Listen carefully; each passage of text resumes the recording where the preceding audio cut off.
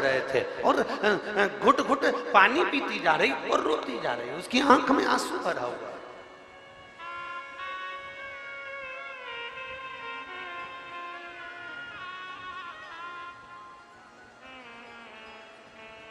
रो रही। पति ने पूछा, माली ने पूछा उससे, माली उससे पूछ रहा है और माली ने उससे पूछा कि तेरी आंख में आंसू भरा हुआ है, तू रो रही है, क्यों? कितनी सुंदर बात माली ने अपनी मालन से कहा।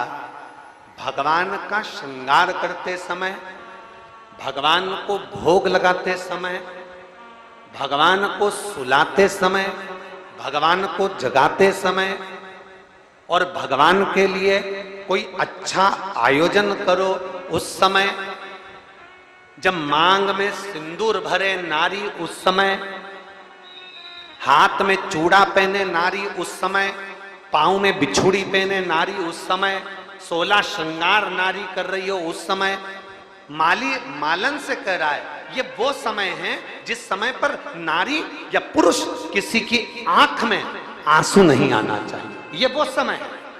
अगर स्त्री मांग में सिंदूर भर रही है, उसकी आंख में आंसू नहीं होना चाहिए। अगर नारी चूड़ा बदल रही है, उसके आंखों में अश्रु नहीं होना चाहिए। भगवान का श्रृंगार कर रहे हो तब आंखों से आंसू नहीं बहना चाहिए। भगवान को भोग लगा रहे हो, आंख में आंसू नहीं होना चाहिए। भगवान के लिए कुछ नया, सत्यनारायण भगवान की तुमने घर में कथा रख दी, कोई हवन कर दिया, कोई क्यारी कर दी, कोई यज्ञ कर दिया, कोई हवन अनुष्ठान रख दिया, कोई महामृत्युंजय का जाप रख दिया, कोई तुमने गोपाल सहस्त्र नाम का पाठ रख दिया, श्री सूक्त पुरुष सूक्त कोई अनुष्ठान रख दिया, कोई गणेश चतुर्थी का तुमने अनुष्ठान रख दिया, तो घर में अगर अनुष्ठान हो रहा है तो तुम्हारी आंखों में यजमान जो होता है, जो भगवान का भक्त जो होता है, उसकी आंखों में जल नहीं होना चाहिए। और मालन, तुम रो रही हो मालन, माली मालन से करे तू रो रही, तेरी आंख में जल, तू रो रही, तेरे नैनों से जल बह रहा है। हम जिस माला को तैयार करते हैं, हम जिस पुष्प को तैयार करते हैं, हम जिस भगवान के श्रृंगार को तैयार करते हैं, उस श्रृंगार को तैयार करते समय हम ये सोचते हैं कि ये भगवान के श्रृंगार में जाएगा, भगवान के पास जाएगा, तो रोना नहीं चाहिए। मालन तू रो रही है। मालन कहती है स्वामी मेरे घर में संतान नहीं,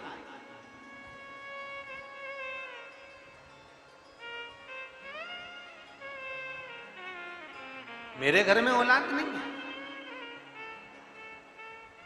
कभी मौका लगे तो दुर्गा उपनिषद के अंतर्गत यदि हम अध्ययन करें, मत्स्य पुराण में, धर्मोत्तर पुराण के अंतर्गत यदि हम अध्ययन करें तो उसमें बड़ा सुंदर बात आती है। माली ने अपनी मालन से कहा तो एक काम कर, अब रोना नहीं है।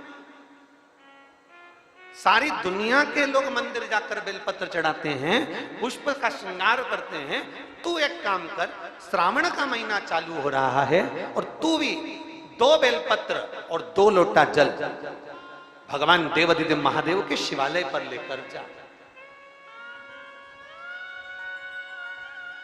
फिर निवेदन, मेरी जीजियों से, मेरे जीजाओं से, मेरी माताओं से, मेरे भाइयों से, मेरी बेटियों से, मेरे बेटाओं से, श्रावण के महीने में दिखावा कर कर मेरे भोलेनाथ जी को मत ले जाना। श्रावण के महीने में दिखावा कर कर मेरे भोले बाबा को रिझाना नहीं है।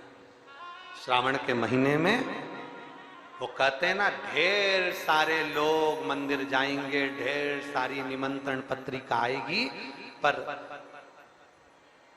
उसके घर हम जाते हैं जिसका प्रेम होता है। तो श्रावण में मेरे बाबा को ऐसे रिझा लेना, मेरे शंभू को, मेरे विश्वनाथ को, मेरे महाकाल राजा को, मेरे कुबेर भंडारी को ऐसे रिझा लेना कि मेरा देवाधिदेव महादेव तुम्हारे दरवाजे पर आकर खड़ा हो जाए, तुम्हारे दुख को काटने।